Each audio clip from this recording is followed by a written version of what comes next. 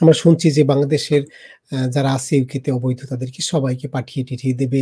১০,০০০ মোটামুটি একদম list headline করা হয়ে গেছে। ব্রিটিশ গণমাধ্যমেও করা হয়ে গেছে। বাংলাদেশ গণমাধ্যমে একদম বলেই দিয়েছে ১০,০০০ চলে আসতেছে। তো এটি সম্পর্কে আপনার মতামত কি? এবং এটির আসলে আউটকাম কি হতে পারে? এবং কারা এর ভিকটিম হতে পারে আসলে যদি এই আইনটি বা এই কন্ট্রাক্টটি বা এই চুক্তিটি বলবৎ হয়? যদি খানিক একটু বলতেন প্লিজ। ধন্যবাদ মনিরুজ্জামান ভাই। এটা হচ্ছে একটা দ্বিপাক্ষিক এগ্রিমেন্ট। আপনারা হয়তো জানেন যে অনেক ডিপ্লোম্যাটিক এগ্রিমেন্ট হয় এবং এটা হচ্ছে একটা দ্বিপাক্ষিক এগ্রিমেন্ট। এখানে বাংলাদেশের স্বার্থ সংশ্লিষ্ট কিছু বিষয় আছে, ইউকে স্বার্থ সংশ্লিষ্ট কিছু বিষয় আছে। বাট এই এগ্রিমেন্টে পার্টিকুলারলি ওনারা ফোকাস করছেন যে ইলিগাল ইমিগ্রেন্টকে কিভাবে এদেশ থেকে রিটার্ন করানো যায় বাংলাদেশে। এখানে ৩টা ক্যাটাগরির মানুষের কথা আলাপ করা হয়েছে। প্রথম হচ্ছে যারা অ্যাসাইলাম সিক করছে, তাদের কোনো এভিডেন্স নাই, এদেশে থাকার কোনো প্রসপেক্ট নাই, এই ধরনের যারা ওভারস্টেয়ার করছে, ভিসা আসছেন এবং পরবর্তীতে কোনো ভিসা করতে পারেন নাই, অথবা অবৈধভাবে আসছেন, সম্পূর্ণ অবৈধভাবে এদেশে ঢুকছেন, এদেরকে দেশে পাঠিয়ে দেওয়ার যে এই ধরনের একটা এগ্রিমেন্ট হয়েছে। হাওয়ার এখানে কিছু জিনিস মনিরুজ্জামান ভাই আমাদেরকে মনে রাখতে হবে। যেমন কেউ যদি অ্যাসাইলাম করেন, এটা হচ্ছে কনভেনশন অনুযায়ী তাদের কিছু রাইট আছে, যেটা হোম অফিস অনেকটা বাধ্য প্রদান করতে। এবং কেউ যদি ইলিগাল থাকেন, সেক্ষেত্রে তো ওনার যদি কোনো অ্যাপ্লিকেশন নাই, উনি এমনি liable to be detain and remove.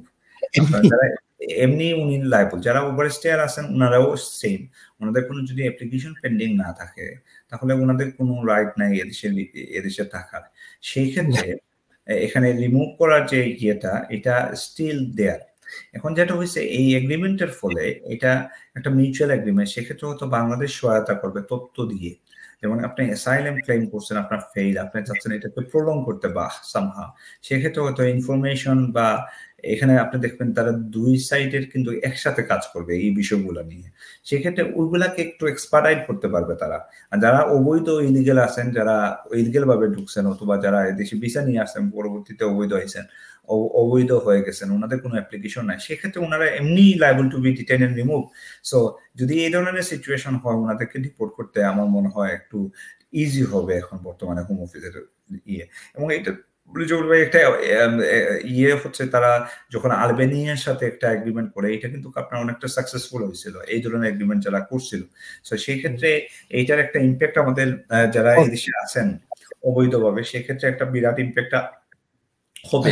তাছাড়া এখানে রুয়ান্ডা পলিসিও আপনারা জানেন যে এখন এটা যেভাবে আগে যদি এটা ইমপ্লিমেন্ট করা হয়, সেক্ষেত্রে হয়তো অনেকে অ্যাসাইলাম সিকার কনভেনশনের কারণে আপনার এই আমাদের জুডিডিকশন বা আমাদের রুলসের কারণে হয়তো বা বাংলাদেশে বা ওর হোম কান্ট্রিতে রিটার্ন করার হয়তো পসিবল হবে না। সেক্ষেত্রে তাদেরকে রুয়ান্ডাতে পাঠিয়ে দিতে পারে আনটিল তাদের ডিসিশন ডিসাইড না হওয়া পর্যন্ত। সো এখানে এইগুলারও পসিবিলিটি আছে মনিরুজ্জামান ভাই। জি, অনেক ধন্যবাদ সাহেব। তো আমার কাছে মনে হয় যারা সাহেব এখানে আপনি যেটা বললেন যে বাংলাদেশের সাথে কোনো কন্ট্যাক্ট হলেই যারা অবৈধভাবে আছে, যারা অ্যাসাইলাম আছে, তাদেরকে ধরে পাঠাতে পারবে না।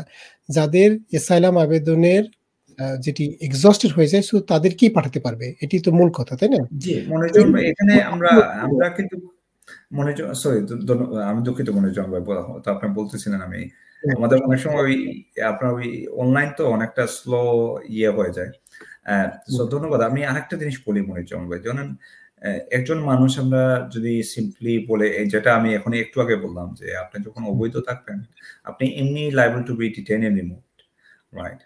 এটা আমি বলতেছি, কিন্তু এট দ্য সেম টাইম একজন কিন্তু ইলিগাল মানুষেরও কিছু জিনিস থাকতে পারে। যেমন একজন ইলিগাল মানুষের তার একটা বাচ্চা থাকতে পারে, সে বাচ্চা ব্রিটিশ হতে পারে, অথবা ইলিগাল মানুষের ওয়াইফ থাকতে পারে যে ব্রিটিশ সিটিজেন, পার্টনার থাকতে পারে ব্রিটিশ সিটিজেন, হয়তো সে অ্যাপ্লিকেশন করে নেয় বা এটা প্রসেসে আছে।